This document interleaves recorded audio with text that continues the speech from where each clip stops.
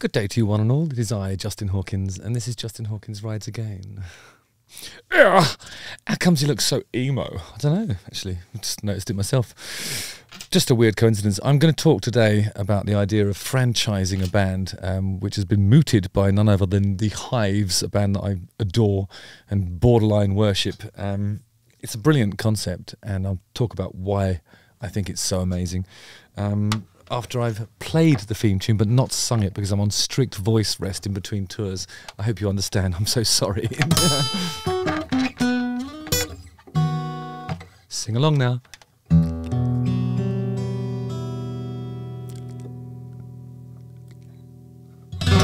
Right, I mouthed the words for you. Yes, so the Hives have announced franchise rock shows for cover bands. And this is something that I've actually been talking about privately for years. And I'll tell you when I first started talking about it was, I think, 2002.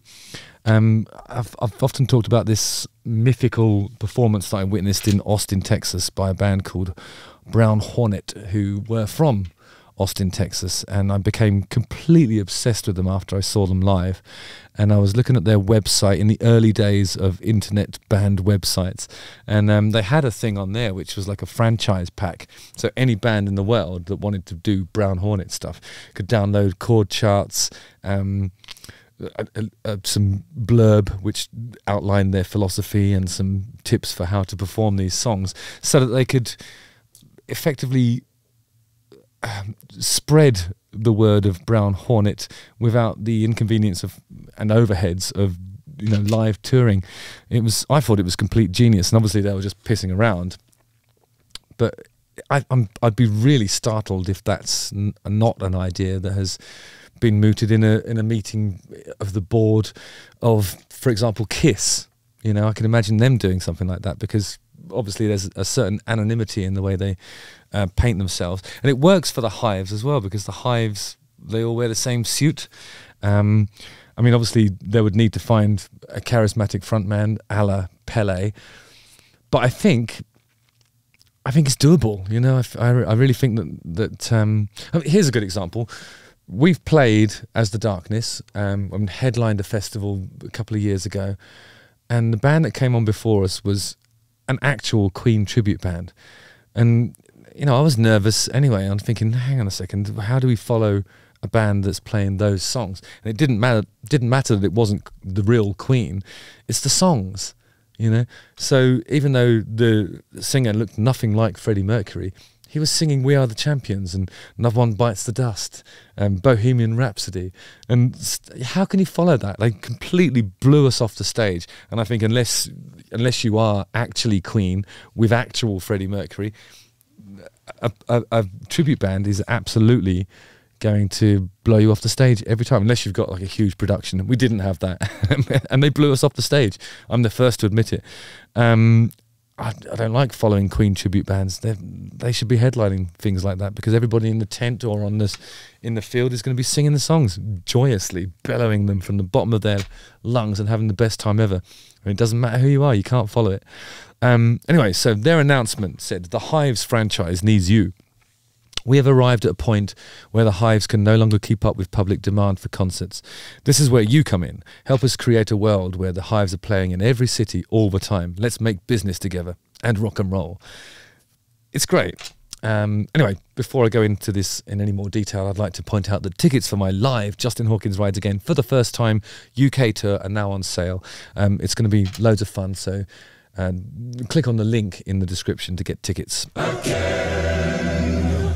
Okay, so how would this work? I think the Brown Hornet model is the way to do it. You send out chord charts, you send out the blurb outlining the philosophy. You talk about the roles that, I mean, I think in the Brown Hornet instance it would be more complicated, because they're actually quite, the thing that I saw was largely improvised, so I don't quite know how this would be feasible for them, which is what made it so preposterous and brilliant in the first place. But I can see it working for a band like The Darkness, for example.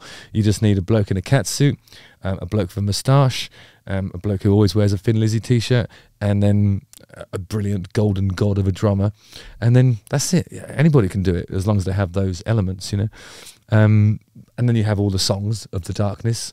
I can't see why it would fail, really. I mean, and also it's a great opportunity to monetize somebody else's efforts. So I just get to sit on my chair and somebody else makes all the cash for me. It's a brilliant idea. Would their name be different in any way? I think Queen have done something like this.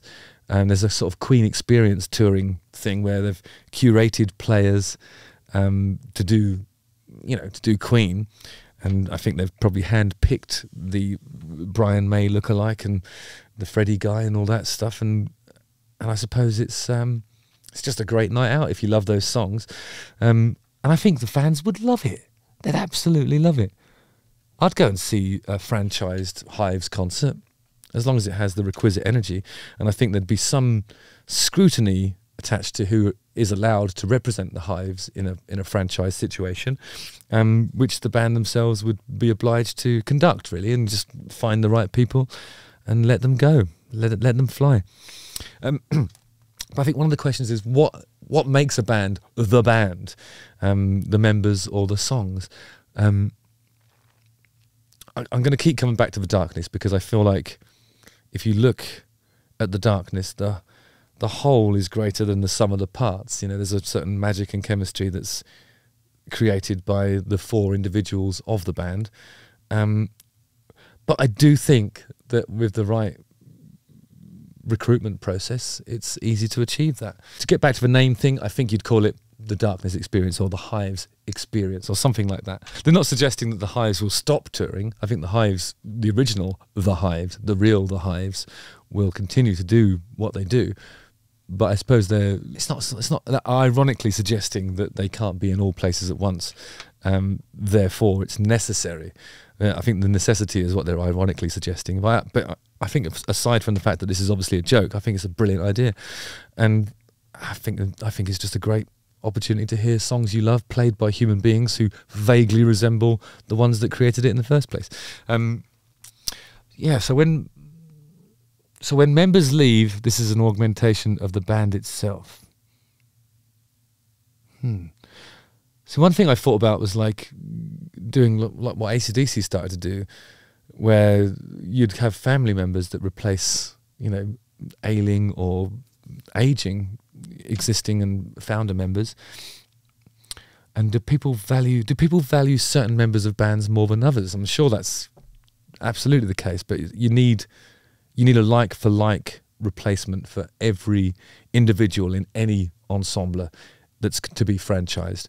And are some bands more about the persona than the music? Yeah, but I think there's sort of the traits like charisma and a certain way of approaching an audience can be found. That's going to be part of the personnel recruitment drive, I suppose, is looking for the people that have got that very specific approach to the work, and I think if you are prepared to be what is essentially performing in tribute to someone you admire, you're going to have that anyway, because you'll have the love for the original people, and therefore, yeah, you'll have the capacity to learn it, even if you don't naturally have it. Some people have it and some people don't. That's just the way it goes.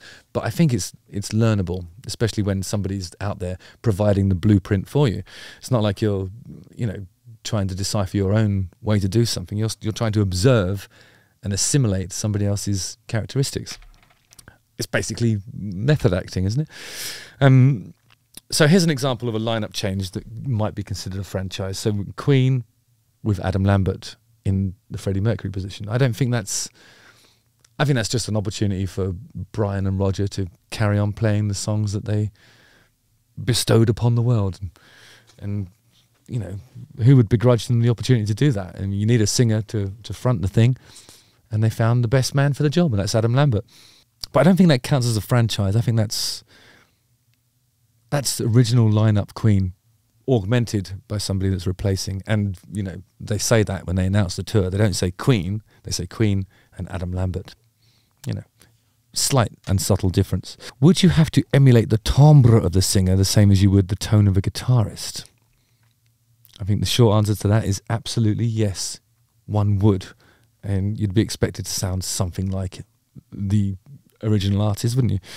And does that mean that the original bands would offer support to the franchisees? I think support in the sense that, you know, what would be nice would be to imagine a world where the original artist somehow advances the touring commitments of the franchise artist, and then earns that back and a cut of what the tribute or franchised act makes. So you'd have to really believe in the people that they're putting out there, because they need it to make money, they need them to show up and be reliable, they need them to be punctual, they need them to leave the stage at a time that doesn't incur any unnecessary fines from the local councils and so on. They've got to be people of a certain stature to be able to carry the torch forward. You know, it's you're talking about a legacy, really, that's being represented by the franchise. So I think, to a degree, that the support would. I think the support would be volunteered by the original artist, because, you know, if it works, it's easy money. So would fans actually like it? Tribute bands are a huge industry, and what's the draw? I think it's clearly the experience of seeing songs that you love being played by people who also love them in I don't know, I think the whole atmosphere is one of celebration, isn't it? It would be like, let's dance one more time to these songs. It might not be the original singer, but, you know, I was talking to a friend of mine today about Foreigner, who are out there doing it, and, you know, with a different singer to Lou Gramm. Because Lou Gramm left in 2003 because he had too many arguments with Mick Jones, according to Wikipedia. But so somebody else comes in and sings, and then suddenly we're all able to hear those brilliant songs live. There's nothing wrong with it. There really isn't. Okay, what's a fair percentage of money for using their likeness? And this is a question that's going to come up with AI, I think, when people are, you know, generating likenesses. That's got to be monetized by the people that they're simulating. Surely, at some point, even if they're making up new compositions, there's got to be something in it for the person whose character or the character of voice is being emulated.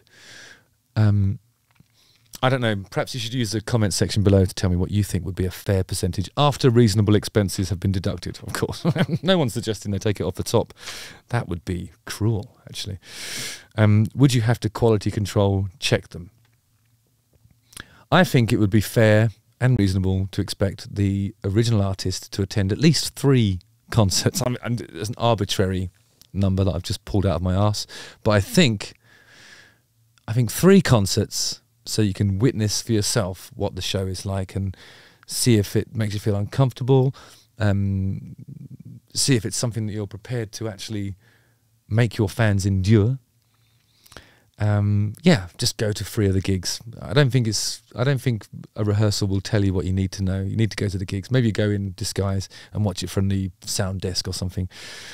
Yeah, they will rarely be as good as the original, but is that part of the charm? I certainly think it is. I mean, when I first started working in the music trade, I was 14 years old and I was doing my GCSE work experience at a recording studio in Galston near Great Yarmouth, and one of the artists that came in to cut a demo was Maurice Clark, the local Elvis impersonator, who lived in his car and at times during his live sets would share his wig with the audience. Sounded nothing or looked nothing like, sounded nothing and looked nothing like the original artist that he was supposed to be portraying, but that was a huge part of the attraction. And I think a decision is going to have to be made as to how important the likeness is, as it were. Yeah, tell me what you think. Use the comment section below to discuss this. I think it's a brilliant concept. And I suppose I've always loved the idea because I'm lazy and I like the idea of someone else touring so I don't have to.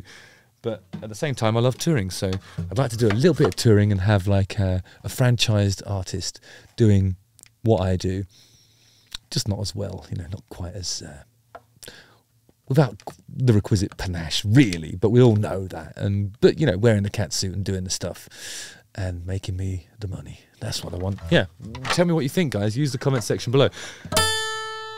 Justin Hawkins rides again. See, even with the voice rest, just a little bit of again. You can tell it's still ropey. Got a little bit of shit to work through there. But I'll be back. It's not necessary to replace me just yet. But I'm looking forward to the day when we can. Don't forget to like, subscribe, hit the bell for notifications, join the mailing list, and click the link in the description to get tickets for my live Justin Hawkins Rides Again for the First Time tour, and watch one of these 2 videos. Nice one, guys. I'll see you on the ice, or maybe you'll see someone who looks a bit like me wearing the same outfit on the ice. Yeah, cheers. Nice. Again.